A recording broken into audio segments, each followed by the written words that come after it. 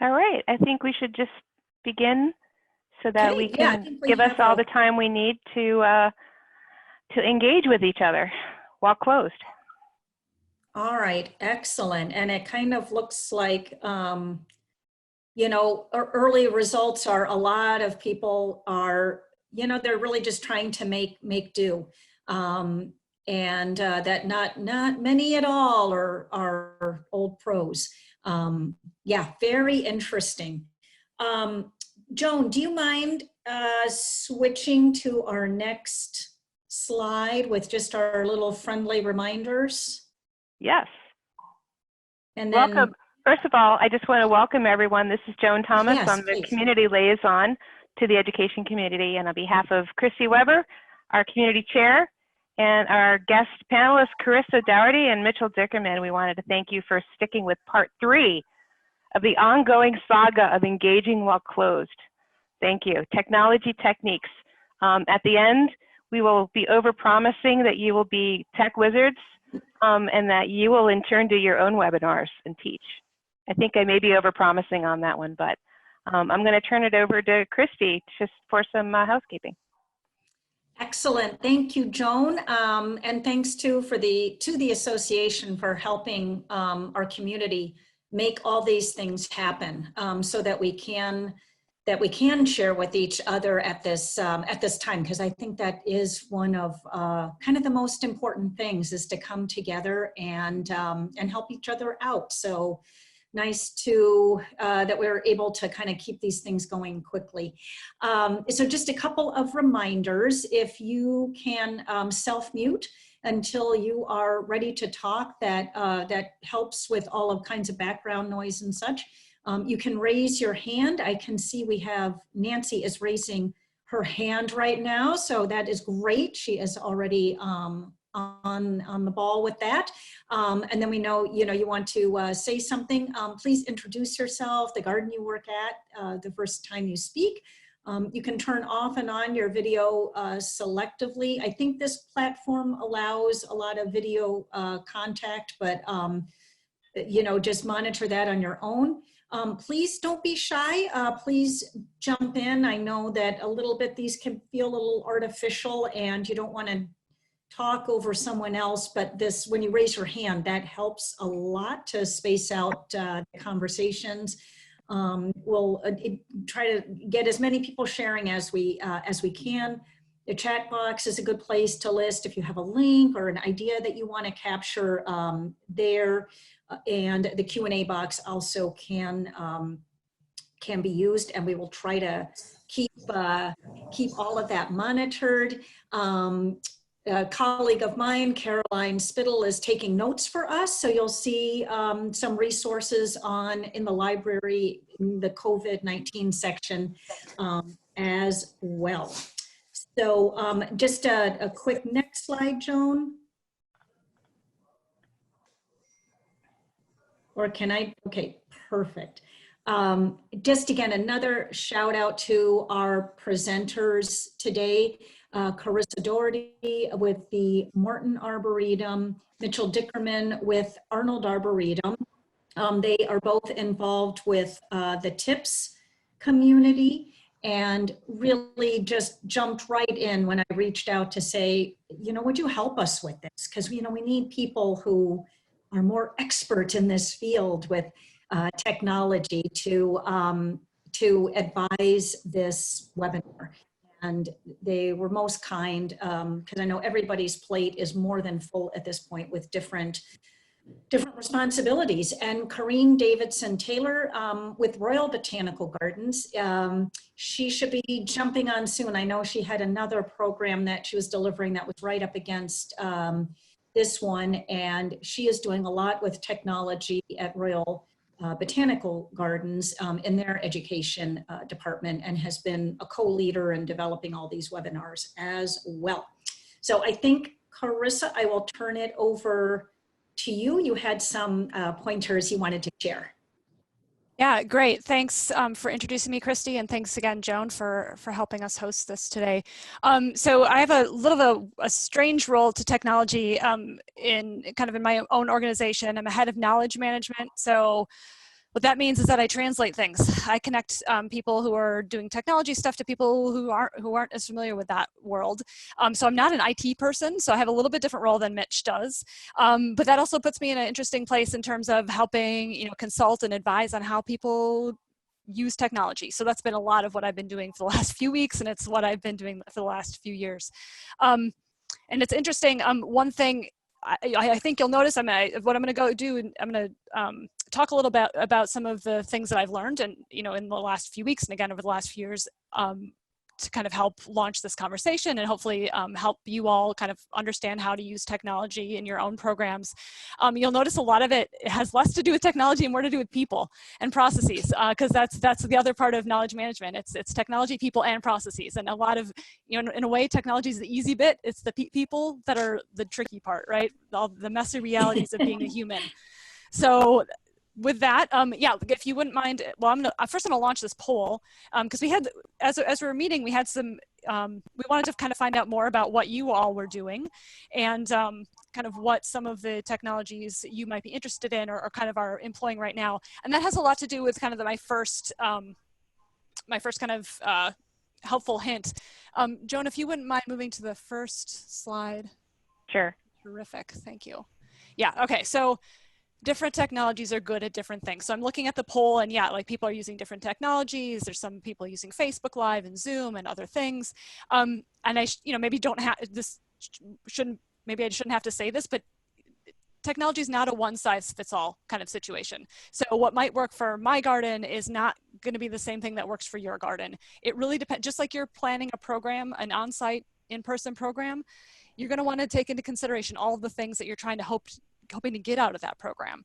So some platforms are better at getting participant interaction, for example, and some are better at getting lots of information to people all at once. And thinking about what the goal is for your program is going to really help you figure out what that technology is that you're going to end up with. I'm going to close this poll really quick and show everyone the results. Looks like a lot of people are using Zoom, Facebook Live. So here's the other thing too, is that, because we're public gardens, and because we don't all have like full-on IT staff that some of us are blessed with, sometimes we just have to choose the thing that's expedient, right, or free. Like we have to choose the thing that is available to us, and we just make the best of it, and that's fine. Just kind of keep that idea in mind that what everyone else is using is not necessarily what will work for you, and you have to kind of think through what you and your staff and what your audience needs really too, and what they're up for. Because of course, not everyone is up for super high tech solutions. And I think there was an interesting example from a couple of weeks ago in the webinar with nursing homes using phone calls to connect to programs. And I mean, that's pretty low tech. I mean, a phone, like, yeah, that's pretty low tech. But at the same time, for that audience and for that program, that was what worked. And so it's just kind of something to keep in mind. Different technologies are good at different things. And that really blends into the next point I have. So Joan, if you wouldn't mind going to the next one. So always keep user experience in mind. So again, you're doing this anyway when you're doing in-person programs, I'm thinking, right? When you're putting together a class or a seminar or any kind of hands-on engagement, you're thinking through what people are going to be doing and how they're going to be doing it. So as I said, you might be choosing a technology for the sake of expediency or because that's what you can afford, but keep in mind what people are experiencing. Do they have to register ahead of time? Do they have to download something? Are they going to be doing it on a phone or a computer? Will they have other people around them? Are you using terminology that might not be so familiar to them? Will you be able to provide equitable access to people with hearing impairment or visual impairment? A lot of our gardens are thinking about diversity and inclusion. It's still important to keep in mind as we're moving into more and more online programs. Does it even make sense to have your program online? Will it make for a good experience? And I think we're in a lot of cases being asked to like just do it, just transfer everything over online. But sometimes it doesn't make sense. Sometimes it's not an easy like one-to-one transition at all, and that's where we need to think a little bit more about how people experience things. So if you only focus on your own garden's goals and you don't think about so much about the audience real world needs, it doesn't matter if you have the coolest program, the most innovative platform. you just won't get the impact that you want if people aren't really kind of engaged there. Okay, next slide, please. Take the time to test. I think we've learned this a lot in our organization at the Morton Arboretum for the last few weeks. Our staff have been terrific, and we've taken the time to test things ahead of time, and you reveal all kinds of interesting things. If you're doing a live, especially if you're doing a live presentation, obviously, making sure to get the presenters and the facilitators an opportunity to test their technology, making sure their audio works, their video works, what they look like on screen, you know, like what's in the background, you know, what kind of noises are happening. You don't want to jump right into a live event not knowing those things. And a lot of times you can make little changes to make things better. A lot of our presenters and typical instructors don't have experience with the technologies we're using. So even just giving them a minute, giving them a half hour to be in the platform and know what it's like to mute and unmute themselves really can be helpful. And it gives them a level of confidence that you really can't get otherwise.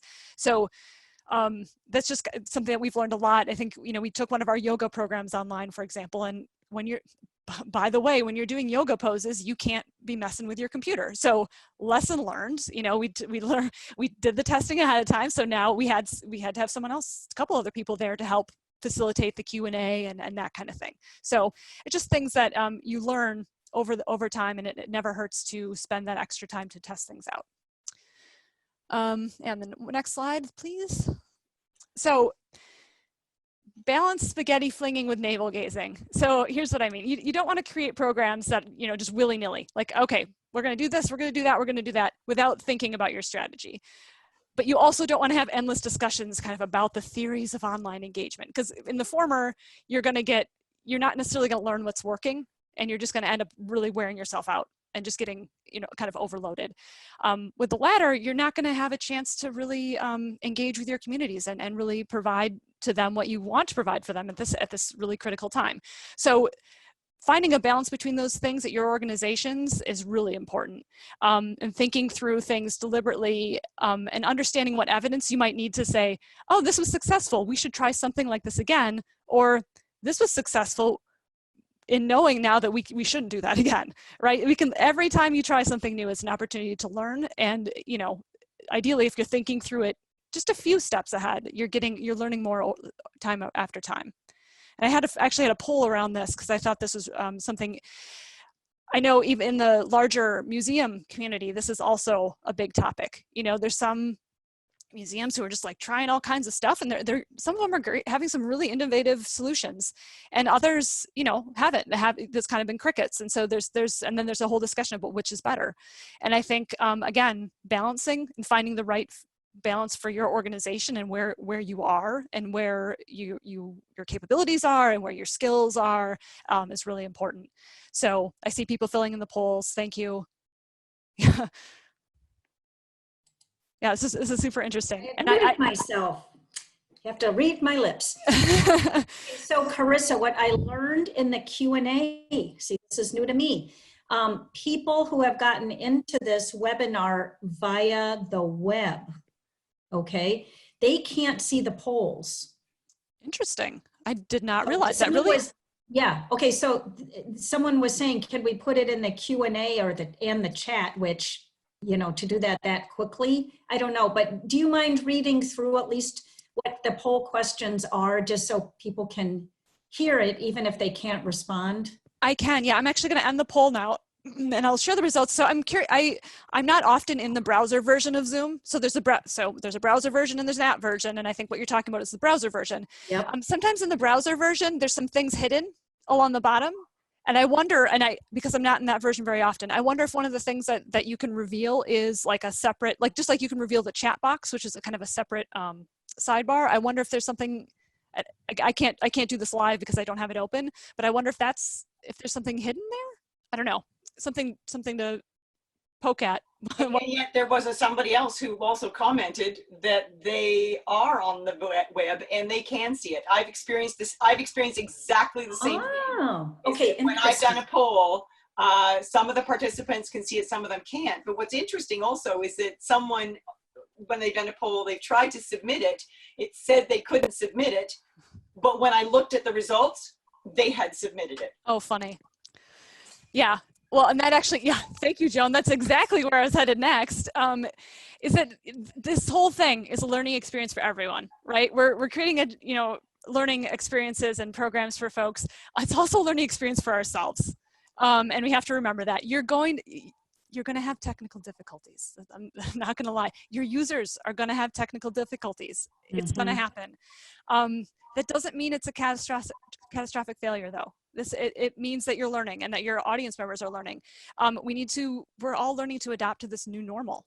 And now is the right time to think about how we can improve things in the future, because when things go back to more or less normal, we'll really have learned a lot and really be able to add this to our arsenal of ways of engaging with the public. And, our audiences, I mean, I could be wrong, and I think there's probably some exceptions to this, but our audiences are going to appreciate the efforts we're making, right? Yeah, and yeah, so someone's audio cut out for a few seconds. Yeah, that stinks. But you know what? There are a lot of people who are just really hungry for some interaction, and because public gardens are such an important part of our communities, I think keeping in mind that this is a learning experience for all of us and really kind of just putting ourselves out there, even in little ways, is really important. So yeah, I'll go back to the question about sharing the poll results or sharing the poll. So the last question was, what has been your garden's approach to online programming? So around my last point about the spaghetti-flinging and navel-gazing. The first option was, we are being very thoughtful and deliberate about what we turn into online programs. That was 48%. Second response was, we're taking most of our in-person programs and just slapping them into an online format, and that was only 7%. Cool. We're taking this opportunity to experiment with a lot of different things all at once to see what sticks. That was 33%. And the last option was, what online programming? And that was 21%. So it just goes to show that we're all in kind of different places and finding our way and finding our balance at our own organizations about what works and what doesn't. And again, we're all learning these technologies, and there's a lot of different options out there. Thinking about how your users experience it is super important. And I think the best thing we can do is learn for ourselves, so that, again, when we're returning to more normal, we'll continue to expand upon and learn from these experiences with engaging in audiences online. And that is it for me. So great. Yeah. Okay. Thank you, Carissa. So we have a number of questions that have come up. I'm going to read this one is from Cynthia and Clemmer, and her question is, can you relate how you created and embedded them? I've not seen this before, and it is a useful tool in and of itself. The polls, I'm assuming we're speaking yeah. about? Yeah. I think you have to have, if I'm not mistaken, you have to have a pro Zoom account. Yes, you do. Okay. Yeah, so it has to be, so, anyone can get a personal Zoom account, and probably many of you are joining that way. And that's, it's very useful for having one-on-one meetings and smaller meetings. But for doing advanced stuff like some of the stuff we're seeing here, like polls, like Q&A, like being able to monitor participants and things like that, you have to use one of the Zoom paid accounts. So APJ is hosting, the association's hosting this, and so we're using their account. And I know at the Morton Arboretum, we have Zoom, and so we have a paid account, and that's how you get some of these fancier features. So yeah, polls come along with that. Okay. Also, as I was reading through the chat, I also noticed that Jules Cooch also put in a link about Zoom poll, about creating polls and utilizing them. So that might be something for people to look at. I know that Mitch was going to answer a question, and I don't see where the question's gone. Maybe Mitch, you wanted to relate that question and answer it? Oh, they were saying the folks who can't see the polls, almost certainly is being caused by a pop-up blocker of some sort. Oh, yeah. Good call. Unfortunately, with so many different versions of browsers and pop-up blockers, I don't have an easy fix for you. No. Okay, so that's all the questions I see from both the chat and, oh wait, well, hold on. Wait, maybe I missed one. I'm curious about, and this is from Elizabeth, I'm curious about what kind of engagement folks are seeing, and is it meeting your goals and expectations? That's a big question. Yeah, I mean, I can talk a little bit about that. I see bits and pieces of things. I don't see all of it at my organization, but I'll talk about the yoga program, for example. That was a surprising one for me, because when our education program was like, oh, we're going to do online yoga, I was like, okay, I'm not sure. Okay, cool. Let's try that. And because I didn't think the experience of doing online yoga would be very fulfilling as someone who's not a yoga practitioner myself. But what we found, and what was really interesting, is that they actually had more people sign up for the online yoga than they did for the in-person yoga. And the people that had done both, who had kind of been part of the in-person and then did the online, the reason why they came back and the reason why they're like, oh yeah, I'll pay to come to this online yoga thing. So it was a small amount, but there was a fee associated. They were there for the community. They weren't there because they thought that like they could get some better stretching or whatever, or better workout or whatever through yoga online. It was because they knew the instructor and they knew the people that they were there with, and they wanted to continue that relationship. And that's why they came. It wasn't for the, I mean, the yoga, I'm sure was important. I'm sure yoga is important to them as people, but it was about that. And so a lot of what we're finding with some of our engagements is that because we already have relationships, and I'm sure this is the same for a lot of gardens, if you already have relationships with groups of people, constituents, families, for example, is another big one for us. When you have relationships with those groups already, they're looking to you for something. And the levels of engagement we've seen have actually been at the same or sometimes a little bit higher than we saw before. Because one, I think part of it's because there's no physical barriers. Right? If you have, if you're far away if someone's far away from your garden and they'd have to travel 45 minutes to get there, that's tough. But if they don't have to travel at all and they go into their living room and they log on and they're able to learn how to do yoga in their living room, cool. That barrier's not there anymore. Or barriers of, having to take care of people at home, and now that's you're at home, and so you already can take care of them. Or barriers when people with disabilities. I think there's some opportunities there as well. But I'd be curious to hear what some of the other panelists, their experiences as well. And in the meantime, I'm just going to, I was just going to say, I've got another question here for you. So if the other panelists want to answer, otherwise I'll go on to the next question. I'll mention something.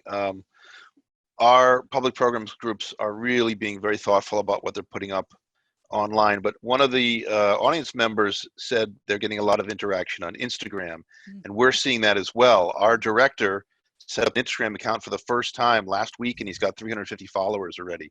So Instagram, that whole kind of ecosystem is getting really very, very popular right now. We're really trying to think on the public program side which programs we want to put up there. I think we did an art show online. I actually haven't talked to the folks who've done that. And then we have some other things coming up, but we're really in the planning stages right now. Okay, I'm just going to, there's one question that came up and it's related to the yoga instructor. Just a very quick one. Where is your yoga instructor doing the class? At Morton, and is Morton open to the public? We are not open to the public. She was doing it from her living room. She's a very, very beautiful living room. It looks, I wouldn't want to do it in mine, but she, she cleared off the spot in the floor, and she had her computer, I think, propped up, kind of in the front, and it's right there on the floor.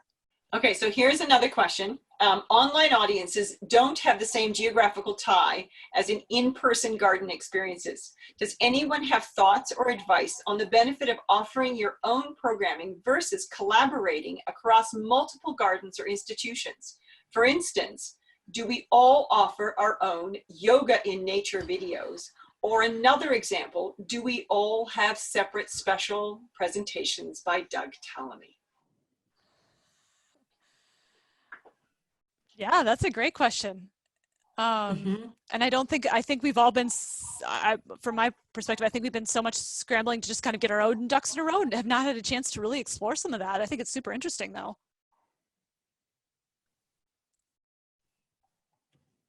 And then there's one other question. Perhaps that collaboration question is something to pose amongst ourselves, or perhaps even on the community, the education community page. Here's another question. And I see the poll is, the host is just, or Chris is just sharing the poll.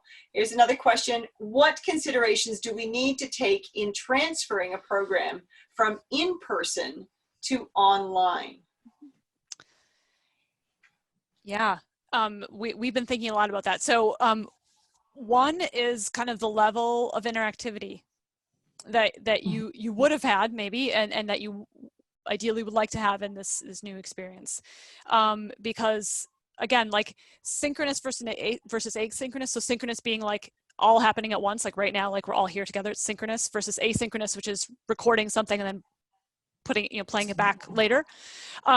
So with an asynchronous event, like an asynchronous video, you can't get a whole lot of interaction. I mean, I guess you could have like comments on a YouTube video, but it's different, right? It's not interacting with the people that are presenting. It's not that interacting with each other. You can't get that. So that's kind of one big consideration about translating something online. And also just kind of the subject matter and what you hope to get people to get out of it. Right? Like thinking through learning objectives, just like you would when you're putting together an educational program, like, okay, well, can people really learn how to do that thing when they're not with you in person? And some things you can translate, and some things you can't. For example, we have a power tools course, right? And at some point, someone was like, we should turn that into an online course, and it was like, well, we could do some of it. Like let's put the safety stuff. Like let's go through the safety stuff as an asynchronous materials. Like sure, we can do videos about the safety stuff and quizzes and making sure people understand. But like actually learning how to start a chainsaw, kind of don't want to do that as an online experience for many reasons. So that, kind of thinking, I think those are my main considerations is level of interactivity and the experience, and then also the learning objectives. Like what is it that you hope people will take out of it, and that some of it can be translated and some of it can't. And you can be creative, and certainly there's things that online can do that in person cannot. But there's just a lot of questions, mostly I think around the user experience side of things. And I'm hoping that answer actually maybe gave Tracy Calla, who also had a question about synchronous versus asynchronous, and which makes more sense to maximize reach and engagement. I think your answer perhaps also gave her some information about that as well, unless there's anything you want to add. I think you can do both. And I think I see someone added to the chat, like you could do it live like we're doing now, right? We could have a live experience, record it, post it, and then have some kind of discussion happening around that posted video as well. I think Tammy, you mentioned discussion boards, so that's a a way to do it that kind of mixes the two. And because doing live events, there's more risk, right? I mean, we were talking, Joan, there's a thunderstorm moving through Joan's area. Like Joan's the host of this meeting. Like if your computer stops hosting this meeting, what do we do? Like that doesn't, when you pre-record a video, you don't have to worry about that. Right. But there's also, I will have to say, having done both, it is sometimes less preparation to do a live experience than to really think through a recorded experience, because there's a tendency to want to make it be perfect, and it takes longer, unless you're a much better presenter than I am. I mean, certainly there are people I'm sure that can just whip through things, but there's trade-offs in terms of like time as well. I mean, you want to prepare for a live experience, but I've found that I've had to prepare even more for recording a synchronous or an asynchronous experience than a live.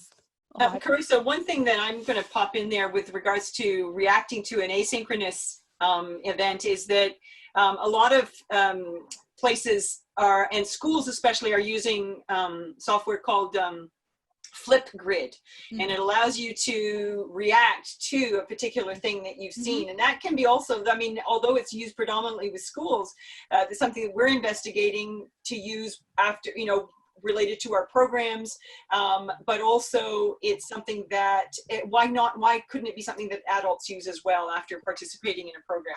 I do have more questions, but I also, that have popped up. Oh no, wait, no, we're good there. And I think we've caught up. There's lots of great stuff happening in the chat, so I'm hoping people are having a chance to see that. So I think we've caught up with the questions for now. Well, maybe not. One thing that I've seen. Oh, schools have been using Google Hangouts. Would that work for our audience as well as Zoom? Anyone have experience? I will answer that question because yes, I have. And I am doing programs with WebEx, Zoom, Google Meets, actually, not Hangouts, it's now Meets, or maybe that's what the school boards are using. And they work equally well. They have little idiosyncrasies or little differences about how they share and the hosting, but otherwise they're quite interchangeable. I have my preference, which is Zoom, a little biased, but they all work equally well. Does anybody want to add anything to that? Yeah, I'm going to say you have to go back to one of Clarissa's early points. You have to know your audience and what they're looking for and how they're engaging you. So, for example, I'm a huge fan of discussion forums and boards, in part because you now have a permanent record of that discussion. And if you need to go back and look at a reference, you can do that, as opposed to, well, where in that hour presentation did they talk about that piece of information I needed? So there's obviously room for both, but I find certainly, and I'm going to plug the APGA forums because they're very, very handy. And again, the record is there. So if you ever need to go and reference it, it's all in one spot. You can even put links, and we do, to videos, if that's your preference in terms of learning style and engagement style. But your audience's needs and who they are will really drive it. If you're trying to connect with my kids, it's all video. Right. Well, and Hey, Corinne, we've had a couple people raise their hands. Can I go ahead and unmute them? Go ahead. Okay. And sorry, I think a couple other people raised their hands too, and I was still just learning how to unmute you. So I apologize if you seem to be ignored. But I'm going to click first on Nikki Saylor, and then Devin Dotson also has a hand raised. So we'll hear from Nikki first. Okay. Wait. Oh, what did I do? All right. I'm trying to unmute Nikki. Is it working, Nikki? Maybe not. Joan, can you find Nikki Saylor? I don't know why I'm not able to unmute her. She should be unmuted. I'm here. Can you hear me? Yay. Okay. I wasn't sure, so I also posted my question to the question answer, but basically going back to Flipgrid, are you saying that's like a means of evaluating an online program? So it's like asynchronous. Do you do it during synchronous? And then people can say, yes, that was, I found that program very valuable, or this had good points. It's actually it's not so much a it doesn't what am I trying to say? It's not used for evaluation. It's used to respond to either a question that the presenter posed, or either during the presentation, during the recorded presentation or the live presentation, or it's also used to respond to a question that might be up on the Flipgrid that you've created. So it's a way to respond back and forth. You can open it up to other people to see the responses, or you can just keep them just directed to you. Okay, thank you. I'm going to try to unmute Devin now. Testing 1, 2. This is Devin. Devin, it's you. Yay. Hello. That was very smooth and seamless. Thank you. I wanted to pop in and just be a voice of caution for Zoom bombing. You've probably heard it in the news, but if any of you are using Zoom and you're publicly posting your Zoom links for your programs, there are now bots trolling the internet for those. And at some point, we'll be Zoom bombed. We did have a group try to Zoom bomb our yoga program last week, which we were using via Zoom. And so I'm gonna drop into the comments a link from CNET that kind of gives some settings that any of you that are using Zoom for public programs might want to review. But essentially, it kind of walks you through how to lock down all of the things up front so that people don't by default have the ability to share their screen, share their video, all that sort of stuff. So something that we're seeing happening more and more, and I think it's going to just increase. And so, yeah. And right. I just did I'll add to that anecdotally. In setting up this webinar through the association, we set it up right before the policy changed for us. And in going through the participants list, I found some bots, so I removed them. But in the future, we will have those security measures in place. And there's just recently, like in the last 24 hours, there's been a security update added to Zoom. So you will see a little security badge if you're the host, and it will give you certain powers to remove people or to create a waiting room without having to go into settings, which is nice. Mm-hmm. Yeah. Yeah, thanks for bringing that up, Devin. That's a really important point. Really good point, Devin. Thank you. Mara Nelson, I'm going to unmute you, I think. Hello, everyone. Okay, there we go. Okay, awesome. I think I unmuted myself. So, Okay, cool. hey, everyone. This is Mara. I'm Devin's colleague at the U.S. Botanic Garden in DC, and I put it up in the comments earlier on. But as we talk about audience, I definitely just want to encourage everyone to be really mindful and intentional about our online and virtual experiences and our visitors and program participants with disabilities. It's really easy to put a PDF up, but not all screen readers can access PDFs. So, and making sure that we have captioning and that people are really familiar with how to do sort of quick captioning if need be. So I did put in the chat dialogue about the CCAC presentation tomorrow, which is leading accessible virtual programs. It's full currently, but you can get a recording of it.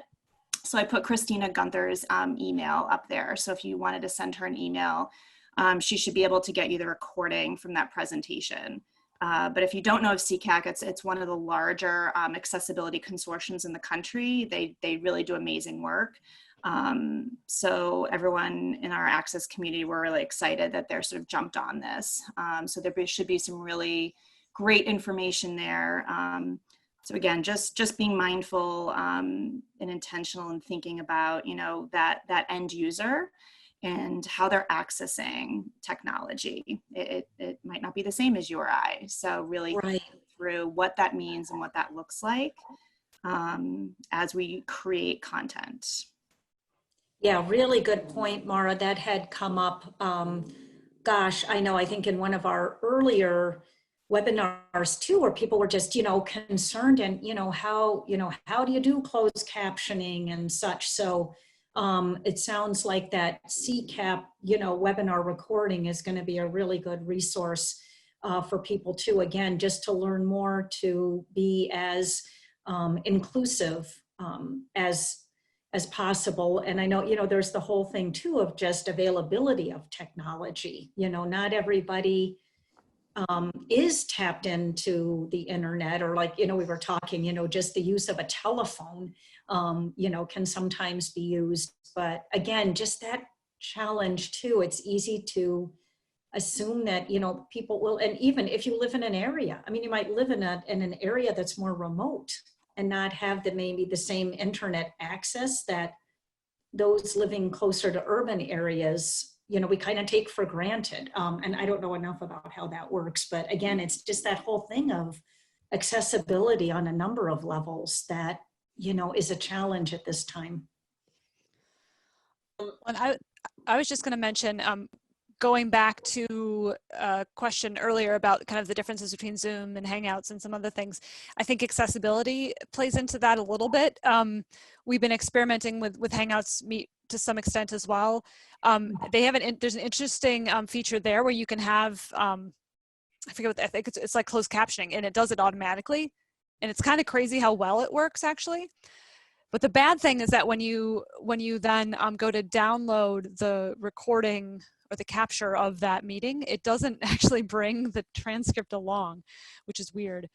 But for Zoom, the cool thing about Zoom is that if you record like we're doing here, and then have it processed through Zoom's like cloud recording processor thingy, technical term, it actually does a transcription for you, and it's searchable, which is really cool. And of course, they're going to get words wrong because, transcription does, but it's a really good starting point, especially if you're, again, going to take something synchronous and turn it asynchronous.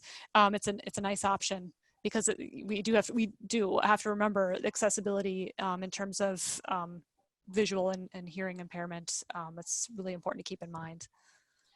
So I've got another question, and it's sort of, they're all sort of good relationship to what we've been talking about. Could anyone talk, this is from Jessica Farmer, could anyone talk about whether or when it's worth purchasing the Zoom webinar functionality versus Zoom Pro? And she wants to know if today's program is being delivered by a Zoom webinar. And I don't believe it is. I think this is a regular meeting, or is this a Zoom webinar? It is a webinar. They're so closely related. It's just like there's hardly any difference. On our Pro account, we can have up to 500, and we exceeded our capacity for participants. And also because we wanted some visual, we flipped it from a meeting to a webinar.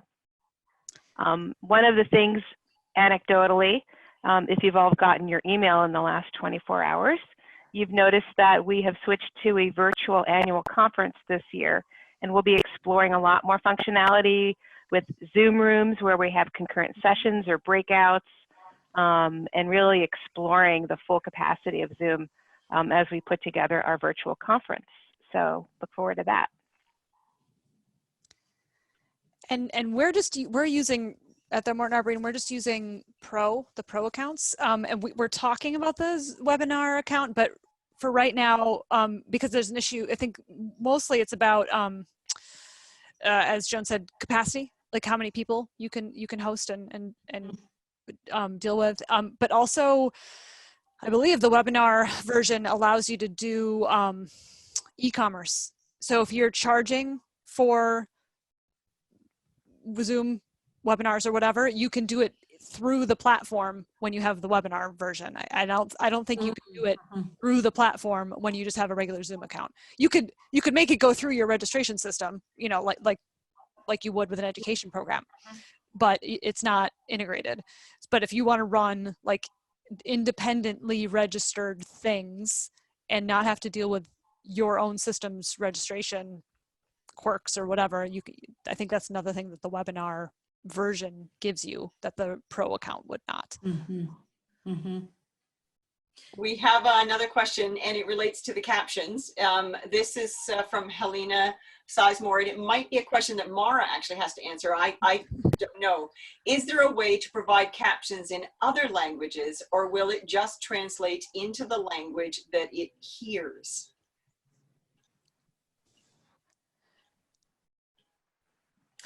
This is Mara again. That's a great question. I have not had to work captioning in other languages, but it's possible that the end user has something sort of in their toolkit in terms of adaptive technology that would assist. But I don't have a clear-cut answer for that. It's a great question. Hey, Corrine, did you see the question from Aaron? And I'll apologize if we did already talk about this, about the programs that are out in the field.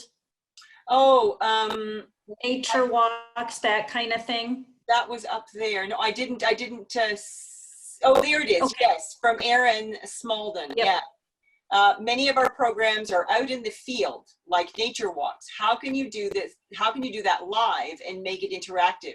Seems like it would be difficult to walk around with a camera and a computer and be able to field questions from people. Is anyone doing that? I'm going to tell you right now, I had the opportunity to do that when our gardens was open, and it is so difficult because you have to know where the sun is the whole time. You have to know where the wind is the whole time. You have to pray to goodness that the plants and the insects will cooperate for you to show them what you want to show them. So the best thing to do is to create the videos that you want to do, and then you go and you know, well, let's just see what so-and-so is doing out here. And there they are, miraculously. So we use videos now a lot, and it really does help with the programs and to make that sort of live element. But maybe other people had other. Corrine, it's not really live though, right? Because you pre-recorded it. and it can't be live because Right, of because there all are the too other many. things. So so you have to fake it, and Got it. and because if you do something live, there are so many variables that you have to take into consideration that it's almost like doing you have to really know where you're going. You have to choreograph it, and you have to hope that nature will cooperate. Whereas if you can record it and then insert it into your live presentation, that's a way of perhaps doing it. And that's Got it. Okay, that's really interesting. Yeah, but I mean, our gardens, we're closed, and we're not even actually encouraging video as if we'd gone on the trails, because we don't want people to go on our trail. We don't want people to gather. So we're discouraging. Yeah, you don't want to plant that seed that it's now okay to be at RBG. Yeah, no, I can see that. There are more questions coming up. Coming up, and there was one about podcasts and audio podcasts. But I also know that Karissa's got things that she wants to share, and I'm not sure what you want to do. Because the question is about, is anybody experimenting with audio podcasts in any way to deliver material? That was the question. We have just started to do it, and we have a nice quiet place where we can record podcasts, and we're just thinking about putting them up on our website. But again, I'm going to go back to one of my pain points. You have to make sure you have buy-in from the top. And our director is not a super podcast supporter. So we've been doing it slowly and showing him the results to get him on board. As Karissa said earlier, it's not about the technology, it's about the people. And I think podcasts are great. And I think this podcast was really interesting. And it was not just sort of a rambling conversation at dinner. It was a professional experience. It was like you were listening to NPR. And if you can do those, I think you will find a receptive audience. That's my belief.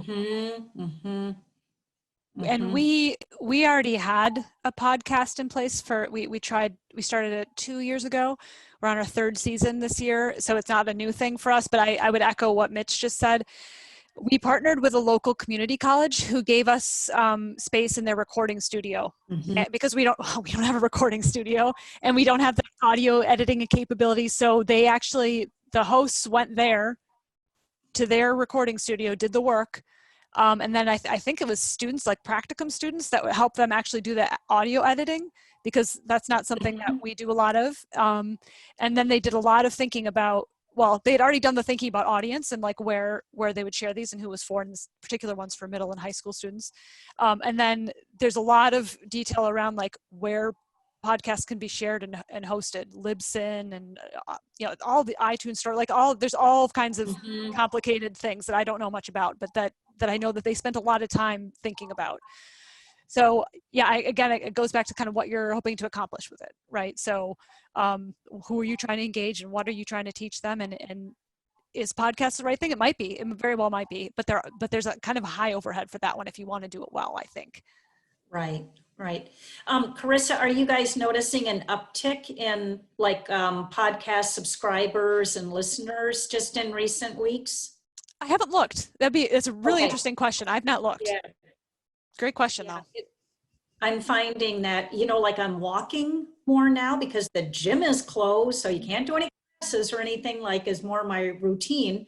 And gosh, when you take a nice long walk in the morning, it's just great. It's like, oh, maybe I can catch up on some of my podcasts now. So like, I just noticed I'm listening, listening more. And it's great when there's terrific resources out there. And just a little shout out to Joan and the conference. When I was registering, like I had no idea who Jennifer Jewell was, and she has her whole podcast. She was going to be a keynote at the conference. So it was just through that. I've been listening to her the last few days. And again, there's just a lot of terrific material that's out there. It looks like, sorry, go ahead. I was just going to answer one of the questions in the chat, I think, from Elizabeth Dickey.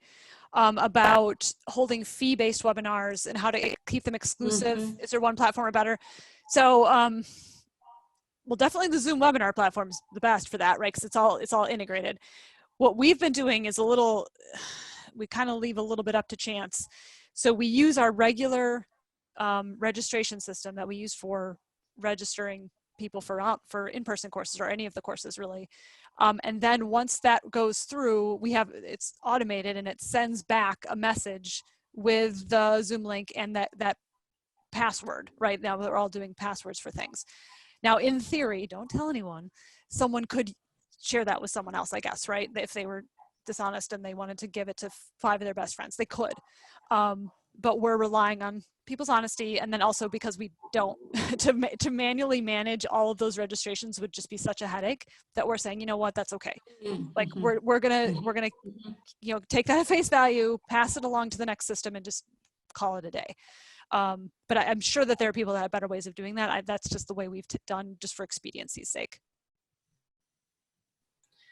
Okay, so I'm going to just continue. If questions come up, I'm going to continue popping them out. This is from Jessica Farmer.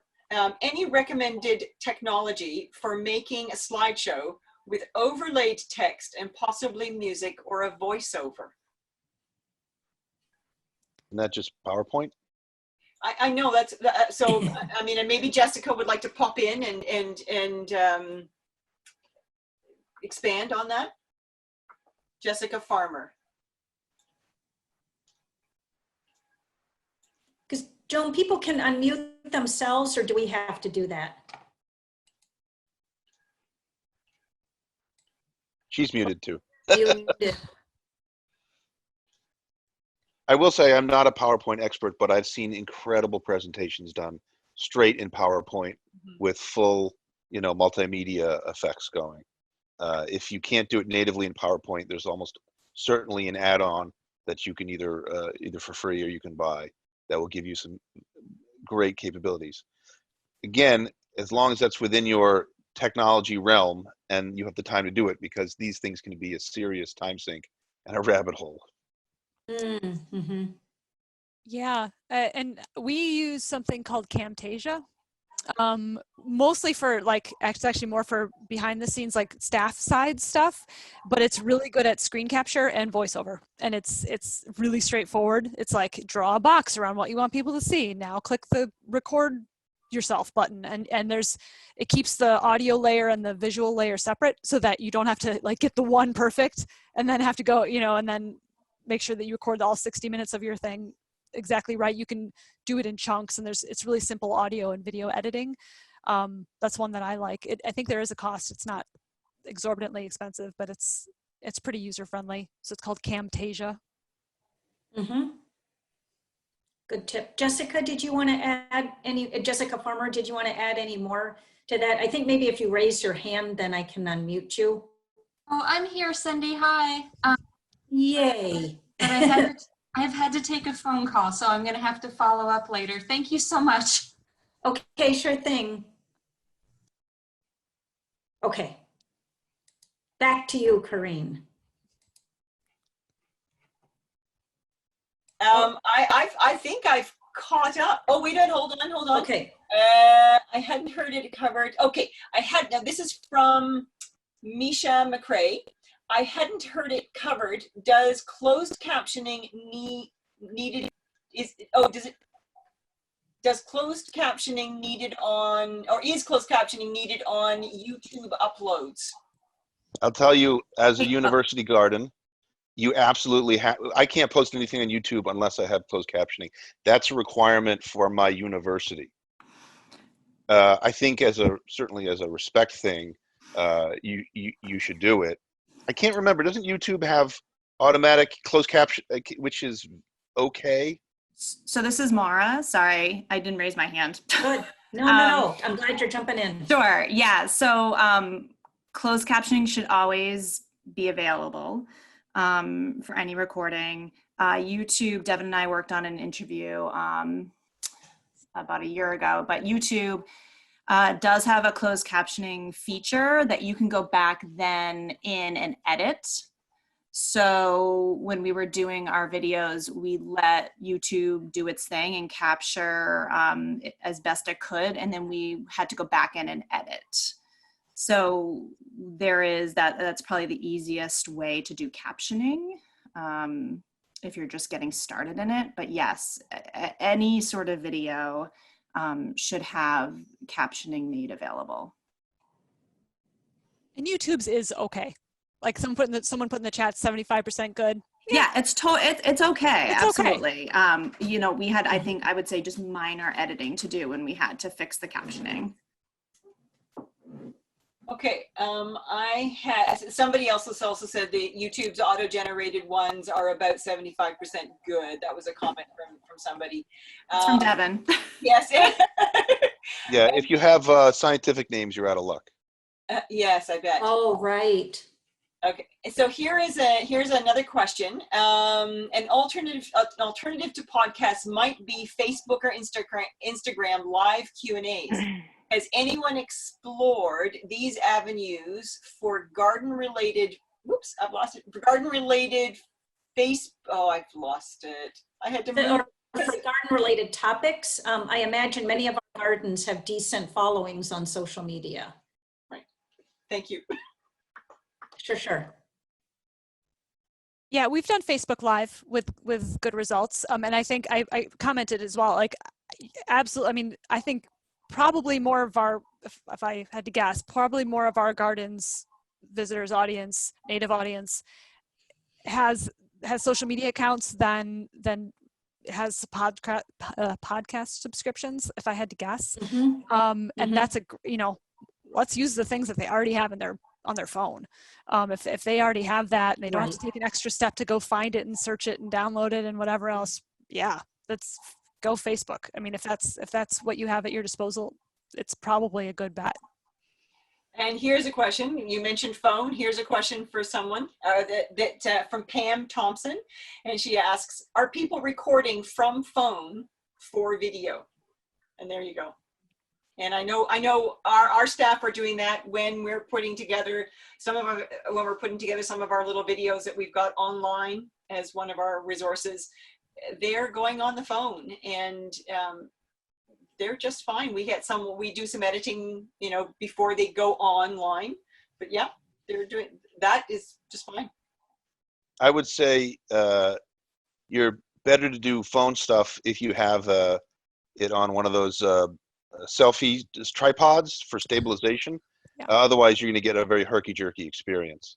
But it also depends on exactly the nature of what you're recording. But use the tools that are available to you, I say, and you can judge for yourself of the outcome. But there are little things you can do to make a video look a little more professional than simply walking around holding a phone. And those little selfie sticks are certainly one of them. Carissa, do you have any other suggestions? No, same. I think those selfie sticks, I know a lot of us here were like, oh, selfie sticks. We're never going to, now we have them now. Yeah, we have them because, they do make it look better and they're cheap and make things look good. Okay, so I've got another question that was in the chat box. How concerned are this is from Elizabeth. How concerned are folks with driving traffic to the organization's websites, or just letting that fall off while closed and meeting folks on social? Our experiences, and this was from, I can't remember what webinar I participated in, but it was a little while ago before everything closed. And the main message was, drive them to your website. So. Yeah, it's all of the above, right? We want to engage wherever we can meet the folks, if they are on their phones, if they're at their homes. But we're driving materials to the web at a, frankly, unprecedented rate, which is great. My team is very busy, but it also is getting a really good positive result as we move things. And then we have our other team, not my folks, the marketing side, driving people to the social. And as I said, Instagram is really coming up on the radar, and so we're meeting the folks where we can. Okay.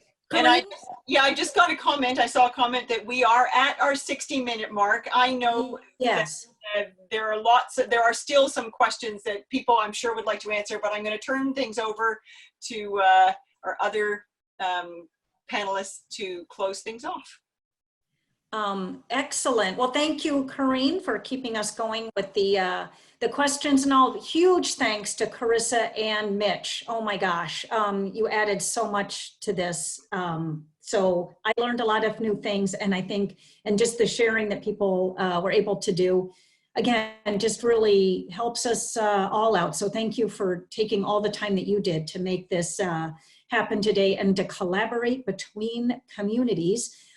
Just as a little call out, we noticed some activity on the education board in the last few days about, especially about summer programming, summer camps. Really hard to keep kids, you know, socially distant. So we put together, this is going to be more forum style. So we can only take up to 100. Gabe Tylov posted a link. We're actually going to use the Phipps Conservatory Zoom account next Monday. Monday, April 13th at 1:30 Eastern time. So if summer programming is something that, you know, is on your mind as well, please feel free to jump in on that. We're really appreciative to Tricia Martin, the Director of Education at Bach Towers Garden, is going to be our moderator that day. So, you know, we're just trying to keep all these things going to kind of help as we can as all of this unfolds. So thanks again to everyone, and we will be staying in touch in our new virtual ways. And we will be posting that registration information very soon. So look for that within the next 24 hours. Excellent. Thank you, Joan. Thank you, everyone. Great. Bye. And if you have any further questions, post them on the forum, any forum, we'll be monitoring. Yes, yeah, you can go to the tips board too and get some advice. That's a really good reminder, Mitch, because I think we always kind of, you know, like I'm used to staying in the ones that I'm used to instead of reaching out, and we all need to reach out more these days. Yes. Yeah, the more the merrier. 6 feet apart. All right. Thank you, everyone. Okay, bye. Bye.